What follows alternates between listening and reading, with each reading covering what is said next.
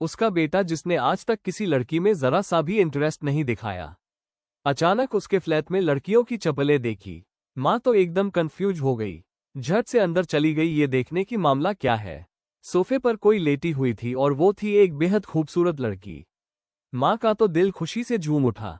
30 साल से बेटा सिंगल पड़ा था और आज लगता है उसे आखिरकार कोई मिल ही गई। माँ धीरे से पीछे हट गई, कहीं होने वाली बहू की नींद ना टूट जाए। थोड़ी देर बाद जयन की आंख खुली। उसने देखा कोई औरत किचन में कुछ बना रही है। सोचा लगता है ये तो जयजून की माँ होंगी। माँ ने भी देख लिया कि जयन जाग गई है।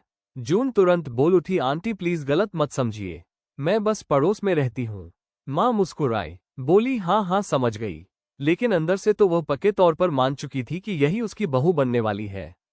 जून बार बार समझाने लगी कि आंटी सच में मैं बस नेबर हूँ, पर माँ को तो बहू का सपना बहुत पहले से था।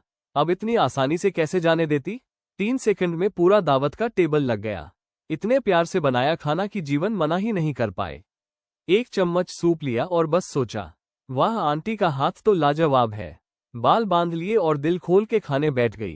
तभी जयजून घर आया। देखा जून अब भी वहीं है और माँ के साथ खाना खा रही है। फौरन बोला तुम अब जाओ, पर माँ ने तो जैसे सुना ही नहीं। माँ तो जोश में आ गई।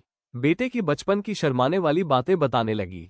जयजून तो शर्म से पानी पानी हो गया।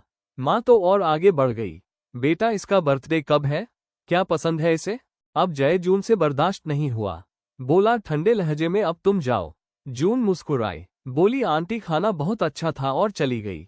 माँ उदास होकर दरवाजे तक छोड़ने आए। फिर बेटे को डांट पड़ी, तुम्हें पता है औरतें अकेले रहती हैं तो डर भी लगता है, और मैंने सुना है इसके साथ कोई बदमाश भी उलझा था। रात को बाहर तेज तूफान आया। शायद माँ की बातें दिल को लग गई। थोड़ी देर सोचने के बाद जयजून उठा और जाकर जयन के दरवाजे पर दस्तक दी। हाथ में बड़ा सा बॉक्स था। जून ने झिझकते हुए दरवाजा खोला। वो अंदर आया और कमरे में चीजें जमाने लगा। डंबल्स, बॉक्सिंग ग्लव्स, मर्दों के जूते, शर्ट, यहाँ तक कि अंडरवियर तक। बोला ताकि अगर कोई गुंडा इधर आए तो उसे लगे कि यहाँ कोई मर्द रहता है। जून की आंखों में नमी आ गई।